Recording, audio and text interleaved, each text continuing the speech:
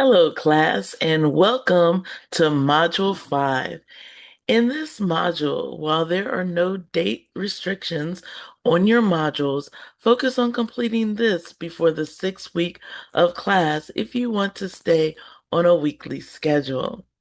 So what I want to do is go through the course, learning objectives, the overview and objectives, and then to this module's readings are chapters 9 and 13, and then look at the supplementary online learning resources. Then we're going to look at the Module 5 activity in more detail, as well as the lab assessment. The Module 5 quiz is similar to Module 4 quiz in the setup, all right? And so we're going to start off with our course learning objectives. So the CLOs for this particular module are 1 and 6. So CLO 1, we're discussing the properties and types of matter, and CLO 6 is we're discussing the types of chemical bonds, excuse me, and the shapes of molecules. The overview, this module will describe chemical reactions in quantifiable terms. You will learn to define and use the thermodynamic quantities enthalpy, Gibbs free energy, and entropy. As ways of describing chemical reactions, the concept of equilibrium and the reversibility, of chemical reactions will be examined. The objectives.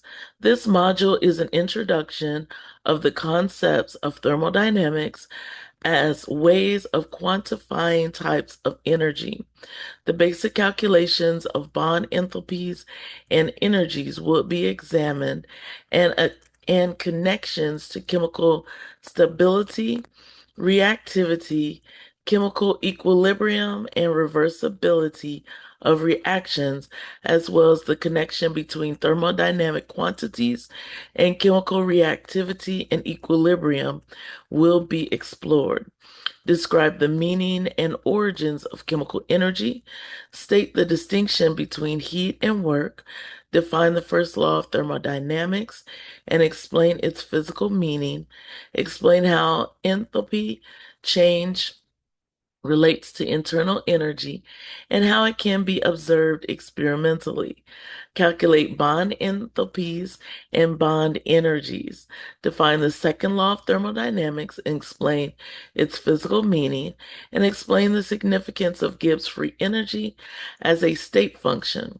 Define reversible and irreversible reactions, and define chemical equilibrium, equilibrium constant, and be able to predict the position of chemical equilibrium based on value of Gibbs free energy and change. And so OpenStax, our textbook for chapter 9. Okay, and so you'll read through, there's 4 sections of chapter 9: energy basics, calorimetry, enthalpy, and then strengths of ionic and covalent bonds. This is a thermochemistry chapter. Okay, and then we have chapter 13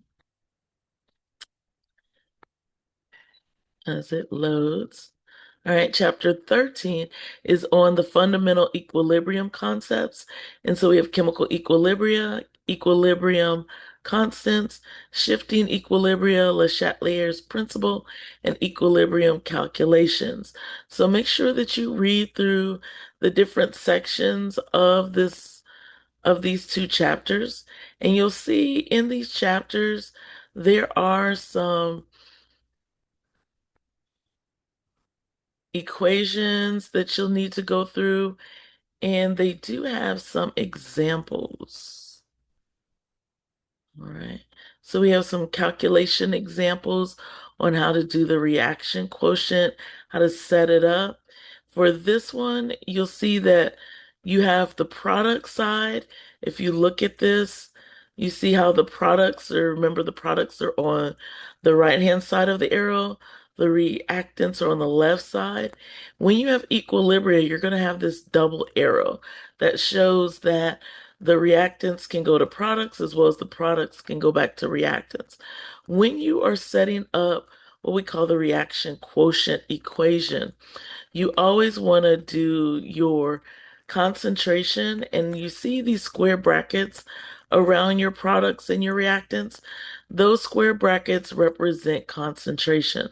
So we're looking at the concentration of our products over the concentration of our reactants, and they're all raised to the power of their coefficients. Remember when we looked at balancing chemical equations in a previous module, those numbers that are in front of your substances in your chemical equation, those are your coefficients. And so you're going to raise the concentration to the power of the coefficients.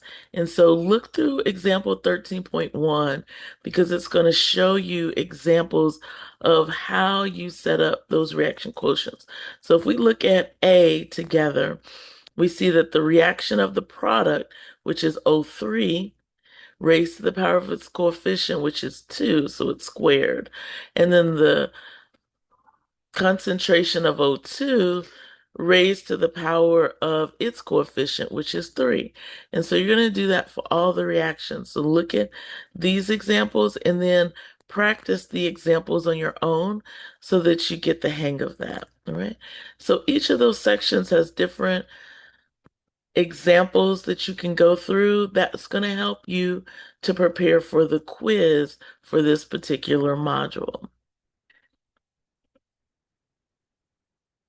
And then on the next sections, those videos, those helpful videos that are going to go through the same information as the chapters in the textbook, but they're going to go into a little bit more detail and explain what's going on in those chapters. And so those are to help you prepare for the quiz as well. Right? So we have the law of thermodynamics, entropy, and Gibbs free energy.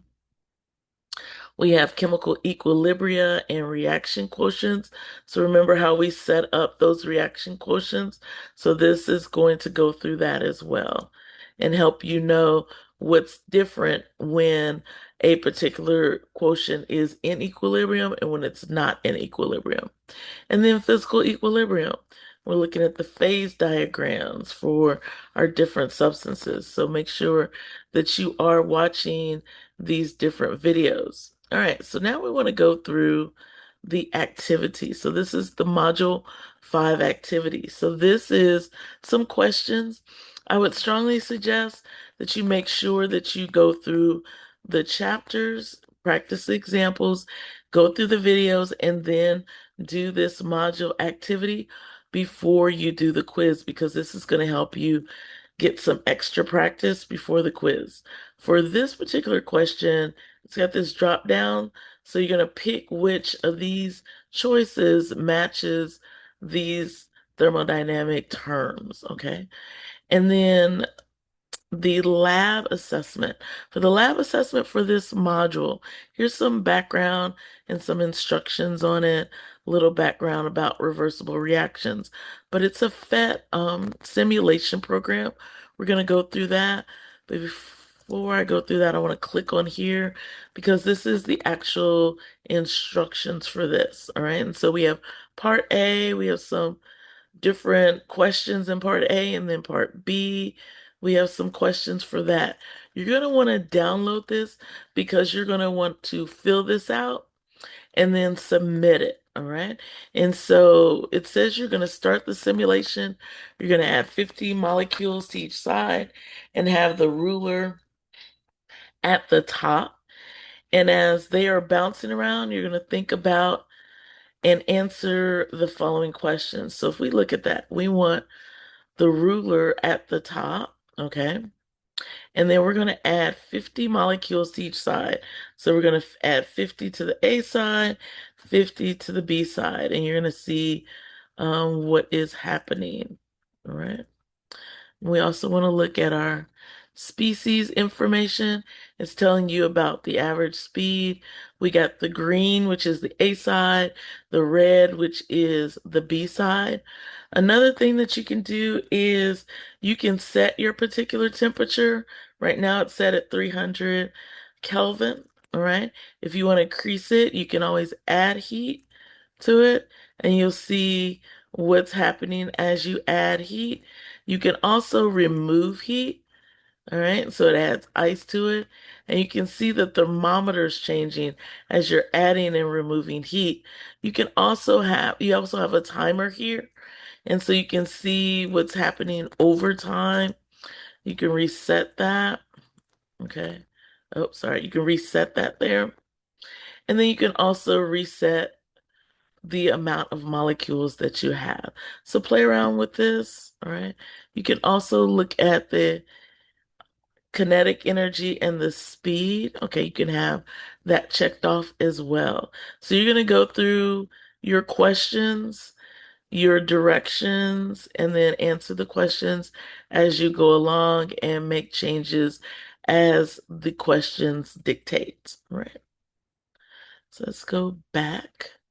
Actually go back home.